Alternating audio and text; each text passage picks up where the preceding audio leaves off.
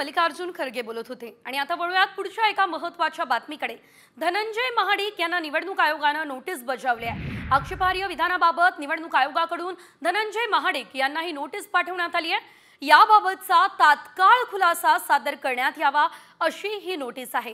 धनंजय महाडिक यांना ही नोटीस आता पाठवण्यात आलेली आहे आणि तात्काळ खुलासा सादर करावा असं या नोटीसीमध्ये म्हटलेलं आहे। निवडणूक विभागाकडून आक्षेपार्ह विधानाबाबत ही नोटीस आता पाठवण्यात आली आहे। ही कारवाई आता केली जाते।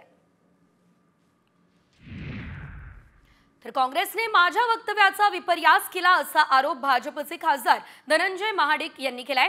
काँग्रेसच्या रॅलीमध्ये सहभागी होणाऱ्या महिलांचे फोटो काढा, त्यांचा बंदोबस्त करू अशा शब्दात महाडिक यांनी महिलांना दमदाटी केल्याचा व्हिडिओ समोर आला होता।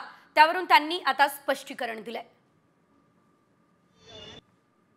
काँग्रेसचे नेते जर इथं मत मागायला आले, विशेषतः माता भगिनींनो, तुम्ही त्यांना विचारलं पाहिजे की 1500 रुपये देताना तुमच्या पोटात दुखत होतं, आता 3000 रुपये तुम्ही कुठून देणार आहे हे विचारलं पाहिजे।